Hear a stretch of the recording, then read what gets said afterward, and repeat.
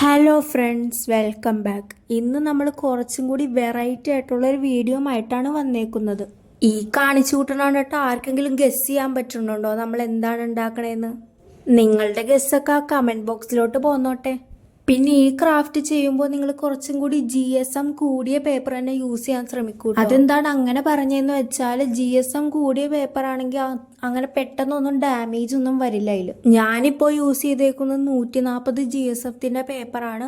ഈ GSM കൂടിയ paper ഇല്ലാത്തവർക്ക് 2 A4 പേപ്പർ കൂട്ടി ഒട്ടിച്ചിട്ടായാലും ചെയ്യാം. ആ GSMന്റെ ഒക്കെ കാര്യം അവിടെ നിൽക്കട്ടെ. നമ്മുടെ വിഷയം എന്താണെന്ന് വെച്ചാൽ നമ്മൾ എന്താണ് ഉണ്ടാക്കാൻ പോണേന്ന്. അപ്പോ ഗൈസ്, നമ്മൾ ഉണ്ടാക്കാൻ പോണത് ഒരു ക്യൂട്ട് മിനി ലാപ്ടോപ്പ് ആണ്. തീമൊക്കെ നിങ്ങളുടെ ഇഷ്ടത്തിന് ചൂസ് ചെയ്യാം. ഞാനിപ്പോൾ ഒരു പിങ്ക് പർപ്പിൾ തീമിലാണ് ചൂസ് ചെയ്തേക്കുന്നത്.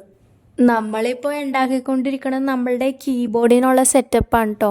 പിന്നെ നിങ്ങൾ ഈ കളർ തീം ചൂസ് ചെയ്യുമ്പോൾ മാക്സിമം പേസ്റ്റൽ കളേഴ്സ് ഒക്കെ തന്നെ ചൂസ് ചെയ്യാൻ ശ്രമിക്കണം കേട്ടോ. അതെന്താ പേസ്റ്റൽ കളേഴ്സിന് ഇത്ര പ്രത്യേകത എന്ന് വെച്ചാൽ പേസ്റ്റൽ കളേഴ്സ് യൂസ് ചെയ്താലേ അതിനൊരു ക്യൂട്ട്നെസ് കിട്ടുള്ളൂ. ബ്രഷ് പെന്നൊക്കെ അവൈലബിൾ അല്ലാത്തവർക്ക് പെയിന്റ് ആയാലും യൂസ് ചെയ്യാം. ഇനി അഥവാ നിങ്ങളുടെ പെയിന്റിന്റെ പേസ്റ്റൽ കളേഴ്സ് ഇല്ലെങ്കിൽ അതിനെയും വഴിയുണ്ട്.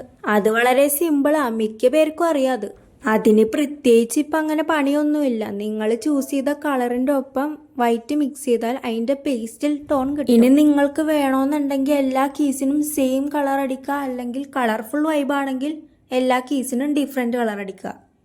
ഞാൻ ഈ കീസിനൊക്കെ ഒരു റെയിൻബോ കളറാണ് കേട്ടോ കൊടുക്കുന്നത്. അപ്പോൾ നിങ്ങൾ ചോദിക്കും, റെയിൻബോയിൽ എങ്ങനെ പിങ്ക് കളർ വന്നു? ആ ചോദ്യം ന്യായം തന്നെയാണ്. കാരണം എന്താണെന്ന് വെച്ചാൽ നമ്മളുടെ മിനി കീബോർഡിനാണെങ്കിൽ ടോട്ടൽ 8 കീസ് ഉണ്ട്. പക്ഷേ റെയിൻബോയിനാണെങ്കിൽ ആകെ 7 കളേഴ്സേ ഉള്ളു. അതുകൊണ്ട് ഒരു കളർ എവിടെന്നെങ്കിലും വരണ്ടേ, അതുകൊണ്ടാണ് കേട്ടോ പിങ്ക് അടിച്ചത്. ഇനി നമ്മളുടെ കീസിനൊക്കെ ഒരു റിയൽ കീബോർഡിൻ്റെ പോലെ ഒരു പ്രസ്സിങ് മെക്കാനിസം കിട്ടണ്ടേ, അതും കൊണ്ടാണ് കേട്ടോ അവിടെ പേപ്പർ അങ്ങനെ മടക്കിയിട്ട് ഒട്ടിച്ചു കൊടുത്തേക്കുന്നത്. ഇനി നമ്മൾ ആ ഒട്ടിച്ചു വെച്ചേക്കുന്ന പേപ്പറിൻ്റെ മുകളിൽ കീസും കൂടിയൊക്കെ ഒന്ന് ഒട്ടിച്ചു കഴിഞ്ഞാൽ നമ്മളുടെ കീബോർഡിൻ്റെ മെക്കാനിസവും പണിയൊക്കെ ഏകദേശം കഴിഞ്ഞിട്ടുണ്ട്. ഇനി നമുക്ക് നമ്മുടെ ലാപ്ടോപ്പിന്റെ സ്ക്രീൻ ഉണ്ടാക്കാം. സ്ക്രീൻ ഉണ്ടാക്കാനായിട്ട് അത്ര വലിയ പണിയൊന്നുമില്ല കേട്ടോ. നമ്മുടെ കീബോർഡ് വെച്ച് കമ്പയർ ചെയ്ത് നോക്കുകയാണെങ്കിൽ അത്രയും കൂടുതൽ പണിയില്ല ഇതിൽ എന്തായാലും.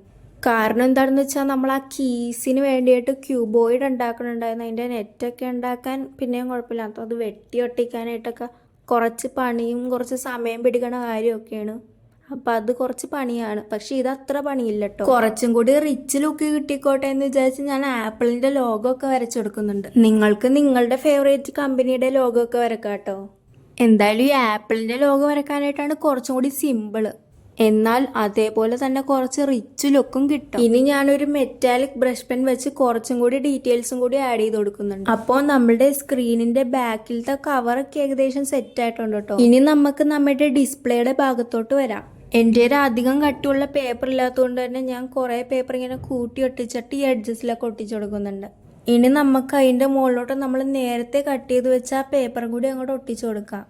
ഞാൻ personally both cat and dog person ആണ്. പക്ഷേ ഞാൻ ഈ പ്രാവശ്യം എന്തായാലും ക്യാറ്റിനെ വരക്കാം, എന്നിട്ട് അടുത്ത പ്രാവശ്യത്തെ ക്രാഫ്റ്റിന് ഡോഗിനെ വരക്കാം.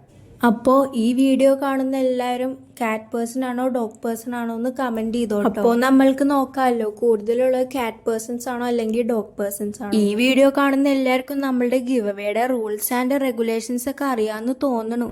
അറിയത്തില്ലെങ്കിൽ നമ്മൾ ഇതിനു മുമ്പ് ഒരു ലോങ് വീഡിയോ പോസ്റ്റ് ചെയ്തിട്ടുണ്ടായിരുന്നു. അപ്പോൾ അത് വേഗം തന്നെ പോയി കണ്ടു നോക്കുക. അപ്പോൾ നിങ്ങളൊക്കെ ഇത് ഓർക്കണമെന്ന് വിചാരിക്കണം. അതായത് നമ്മൾ കഴിഞ്ഞ ലോങ് വീഡിയോയിൽ പറഞ്ഞിട്ടുണ്ടായിരുന്നു, അതായത് ഇനി മുതൽ നമ്മൾ ഇടുന്ന എല്ലാ ലോങ് വീഡിയോസിലും ഒന്നോ അല്ലെങ്കിൽ അതിൽ കൂടുതൽ ലെറ്റേഴ്സൊക്കെ ഒളിഞ്ഞു കിടക്കാനുണ്ടാവും അവിടെ ഇവിടെയായിട്ട്.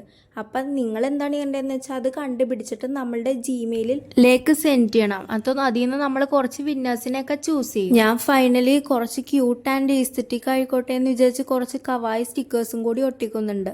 എല്ലാവർക്കും ഈ വീഡിയോ ഒന്ന് ലെറ്റേഴ്സ് കിട്ടിയെന്ന് വിചാരിക്കുന്നു. അപ്പോൾ എക്സാം ഒക്കെ കഴിഞ്ഞെങ്കിൽ ഇതൊക്കെ ഒന്ന് ട്രൈ ചെയ്ത് നോക്കട്ടോ. അപ്പോൾ അത്രയൊക്കെ ഉള്ളു. ബൈ.